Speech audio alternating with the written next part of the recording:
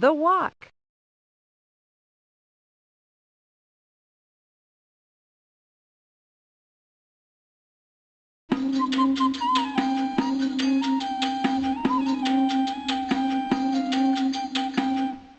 Once there was a wise and strong pharaoh. The country he ruled was peaceful, the crops were thriving, and the people were happy.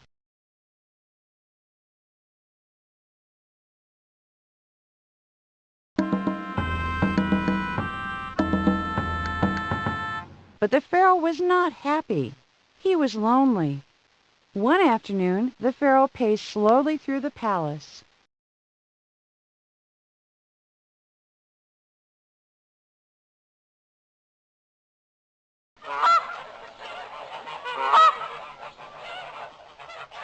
The pharaoh decided to go for a walk. Just outside the palace, he asked a woman and her daughter if they would like to go for a walk with him. They said yes.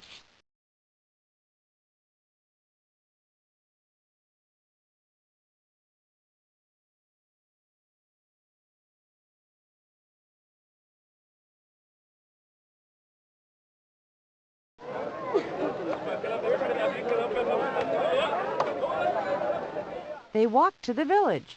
The pharaoh called out to some of the people they passed, and he stopped to speak with others. He began to feel less lonely. More and more of the people in the village joined the pharaoh on his walk. It was like a parade. Hey, look down there.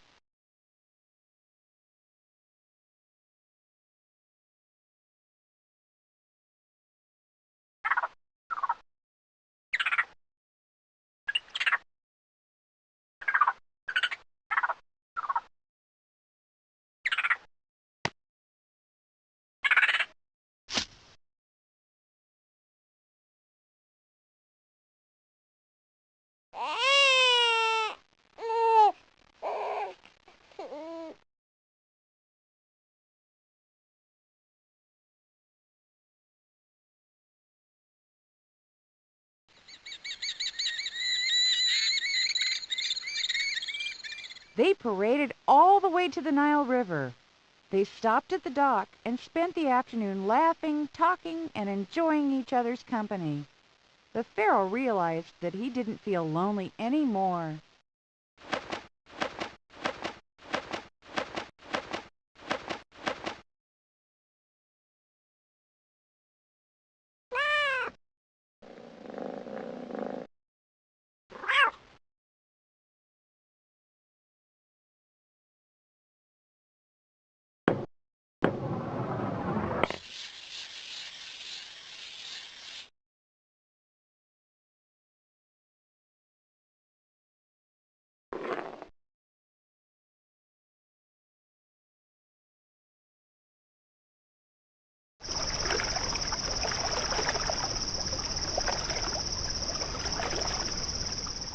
That night the pharaoh slept well.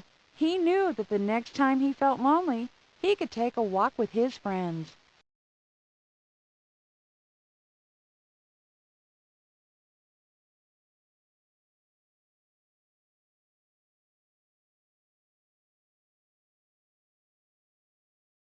What if you worked in the pharaoh's kitchen and broke a special pot by mistake? How would you avoid getting into trouble?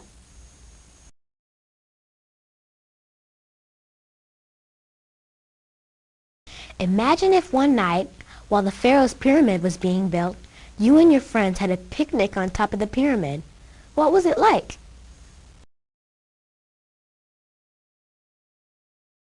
Right about the time you and your friends snuck into a tomb and the mummy case opened up and...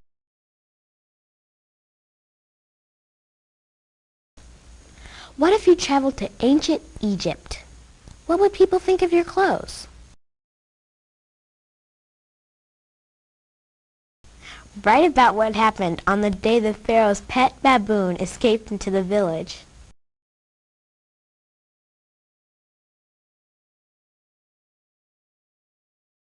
Tell a story about the day you went to look at a pyramid being built, and you got really lost. Then a helpful rat showed you the way home.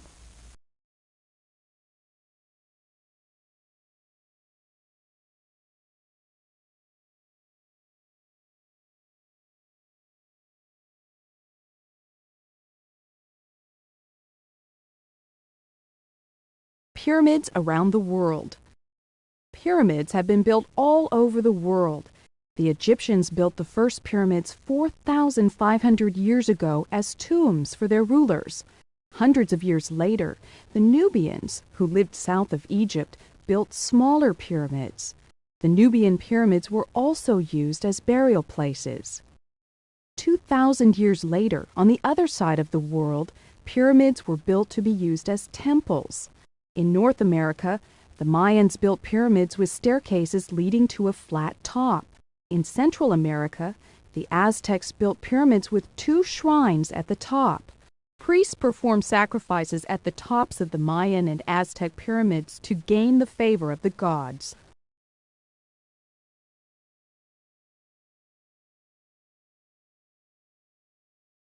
The pyramids at Giza. The most famous pyramids in the world are the 3 pyramids at Giza, near the Nile River in Egypt. These pyramids are huge and ancient. Because they were built thousands of years ago, many people find them mysterious. The Great Pyramid was built as a tomb for a pharaoh, or Egyptian king, named Khufu. It was built 4,500 years ago in 2,550 BC. The Great Pyramid is probably the largest pyramid ever constructed. It is the largest pyramid still standing today. The second pyramid at Giza is slightly smaller. It was built for Khufu's son, the pharaoh Khafre. The third pyramid, constructed for the pharaoh Menkaure, is only half as tall as the Great Pyramid. Khufu's pyramid was 481 feet, or 146 meters tall when it was first built. That's as tall as a 48-story building, or about 1.5 times the height of the Statue of Liberty. The base of the pyramid covers as much ground as 10 football fields. The Great Pyramid is made of more than 2 million blocks of stone. Most of the stones weigh 2.5 tons each. A small car weighs about 1 ton. Some of the largest blocks in the pyramid weigh 70 tons.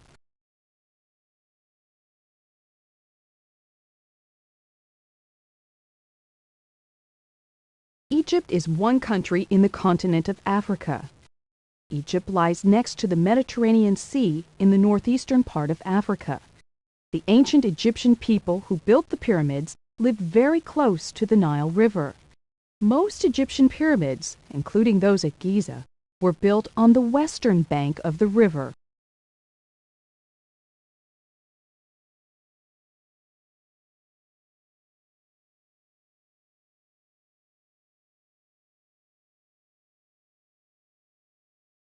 Early explorers. The mystery of ancient Egypt has been studied for many years. More than 1,000 years after the pyramids were built at Giza, an ancient Egyptian prince named Kha'emwaset studied the people who built the pyramids. Kha'emwaset was the first to restore the Giza pyramids. In 450 BC, Herodotus, a Greek, wrote an account of what he saw while traveling in Egypt. His book is still read by people studying Egypt. Parts of it seem unbelievable, but many portions of it have proved to be true. For example, Herodotus explained that letting a beard grow was a sign of mourning in ancient Egypt. Daily life in ancient Egypt.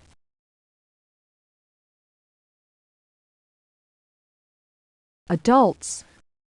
Men and women in ancient Egypt married and started families when they were very young. The men usually worked outside of the house, while the women were responsible for the home. Most men in ancient Egypt were farmers.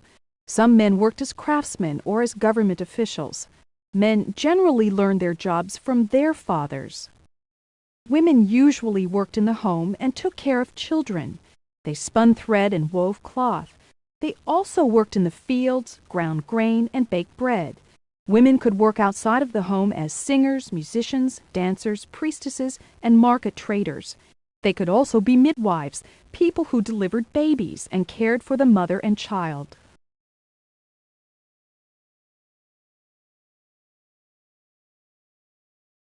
Children. Children spent much of their time playing. They played with wooden and clay models of animals. They had toys with moving parts, such as a lion with a moving jaw. Children played jumping games and games that involved throwing balls. Senet, a board game with 30 squares, was a popular game for children and adults alike.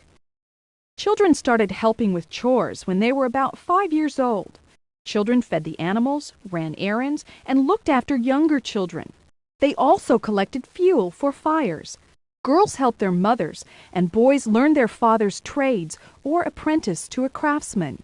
Some children, especially wealthy boys, attended scribe school to learn how to read and write.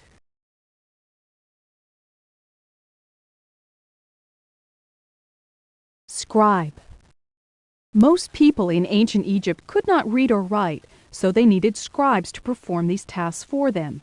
Scribes also worked in the government and as architects, doctors, and judges. Some children went to school to learn how to be scribes. Most children in scribe school were wealthy, but some poor boys and a few girls became scribes as well. Egyptians wrote with signs called hieroglyphs. Hieroglyphs were difficult to learn. Children learning to be scribes started school when they were 5 years old. They went to school for 10 years. Students learned to write by copying old texts and by taking dictation. They wrote on broken pots because papyrus was expensive.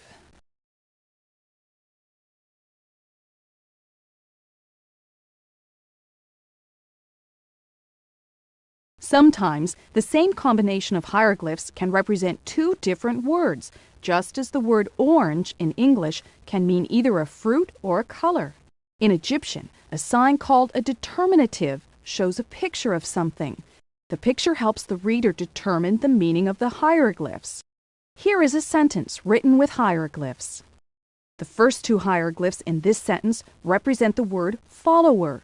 The walking feet are a determinative that means that the word has to do with motion.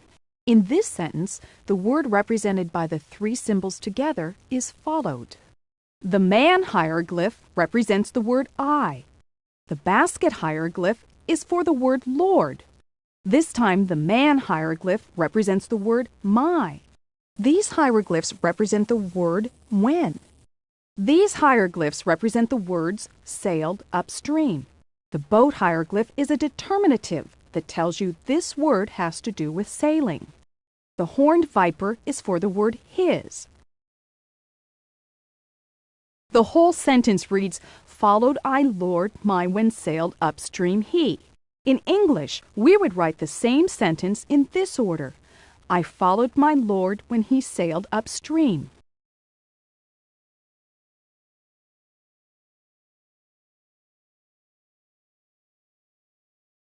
Hieroglyphs in our alphabet. In ancient Egyptian, there are hieroglyphs that represent sounds, just as the letters in our alphabet represent sounds. Because there are hundreds of hieroglyphs, there are many ways to match hieroglyphs to our alphabet.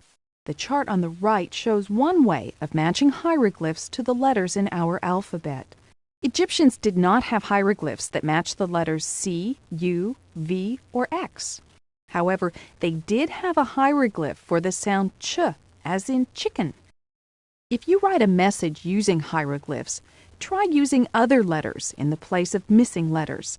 For example, to write the word cat, use the hieroglyph for the letter K.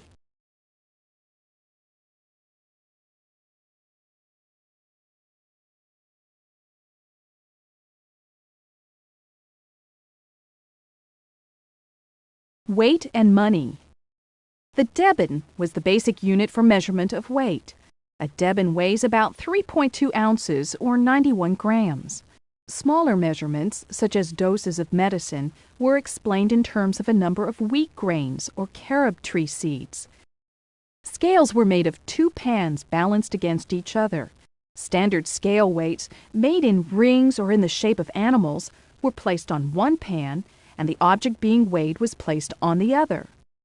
Ancient Egyptians did not use money. Instead, a person traded what they had for what they wanted. A pot might be traded for a length of cloth, or cabbages might be traded for figs.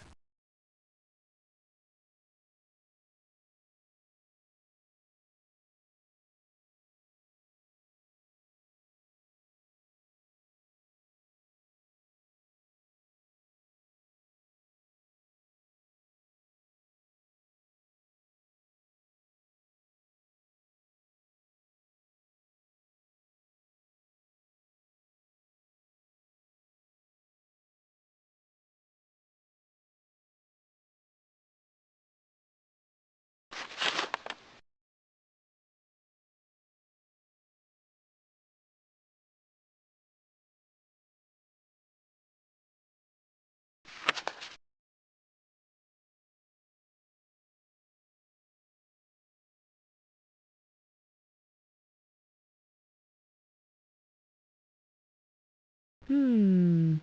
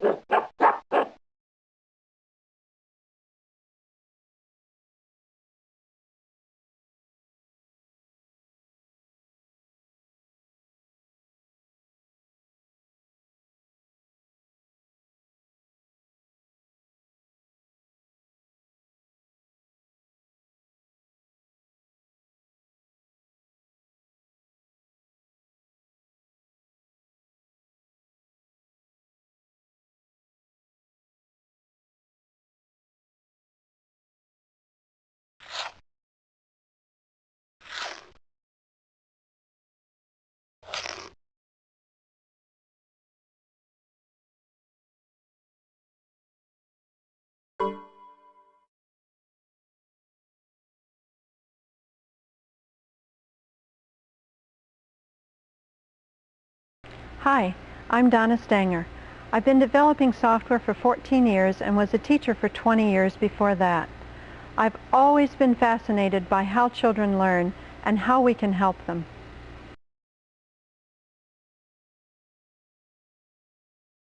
There are many different schools of thought on how to help children learn to write, but most educators agree that writing is a multi-step process. Let's take a look at one version of those steps. Pre-writing is a term used to describe anything that helps a child get ready to write. Children are ready to write when they believe that they have something to say. You can help with this by providing concrete experiences that are rich in sights and smells and sounds. It might be something as elaborate as a trip to the zoo or as simple as popping corn. In writing a first draft, the main thing is to just let the ideas flow. Don't worry about spelling or punctuation or even the order of things. You can go back and reorder later. Just help your child get the ideas out. Revision is probably the most important step of all, but unfortunately it's often the most neglected. Parents and teachers can work together to help children recognize that writing is a process. A first draft can be changed and played with until it says exactly what you want it to say. Maybe the ending can become a beginning, or maybe not.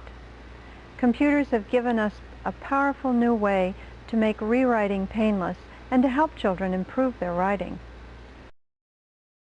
You know, it's very difficult for anyone to edit their own writing, so this is a great time for you to get involved with your child as an editor. In responding to a first draft, don't worry about spelling or punctuation. Just concentrate on exactly what your child is trying to say. Ask specific questions that will help your child clarify what the main character looked like or why he did what he did. All of the picky corrections should be saved for the proofreading stage. Help your child cross the T's and dot the I's, but be sure that these corrections don't become more important than the writing itself. Publishing is an opportunity for your children to share their writing, and an added opportunity for you to demonstrate your pride in their work. Tools like Imagination Express allow publishing to take many forms. A poem hung on the refrigerator, a beautiful printed book sent to Grandma, or an interactive story created to share with a friend.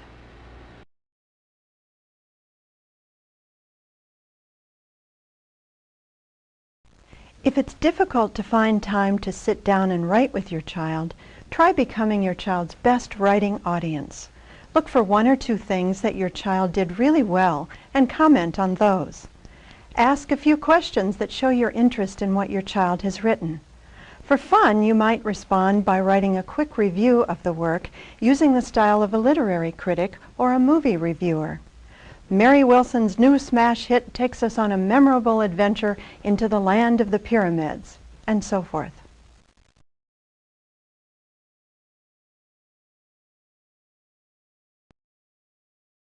Pyramids are a high-interest topic that can lure your child into the wonders of ancient history. If you ask many children what life was like 4,000 or 5,000 years ago, they will tell you that cavemen and dinosaurs roamed the earth. Using Destination Pyramids, children learn about ancient civilization in a very direct and meaningful way. What was it like to live in ancient Egypt?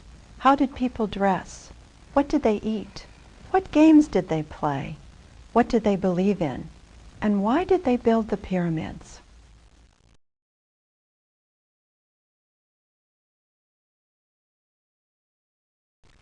In order to develop writing skills, children need to write often and rewrite often. A variety of Imagination Express learning destinations can stimulate new interests and offer a variety of topics that your child might write about. In the fact book of Destination Pyramids, your child will learn that the Great Pyramid is almost 50 stories tall and covers as much ground as 10 football fields. How could this pyramid have been built thousands of years before modern engine and power equipment?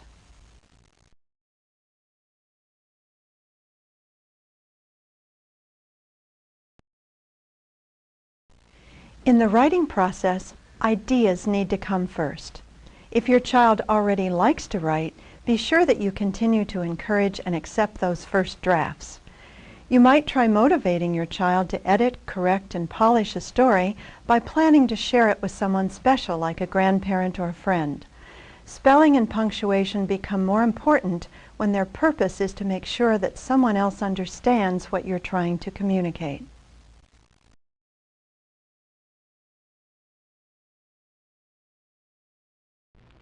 All of us at Edmark want to share our love of learning with you and your child.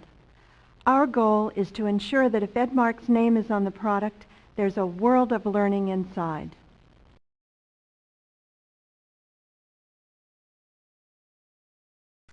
One of the best ways to evaluate your child's writing skill development is what schools call portfolio assessment. Simply put, this means collecting samples of your child's work over time. For example, encourage your child to write often, but save a story or other writing sample once a month or every other month for a year. You will be amazed at the growth you see. Use of punctuation, length of sentences, use of dialogue, descriptive adjectives, humor, and so on. Once in a while, talk to your child about all of the great growth in writing ability that you are seeing.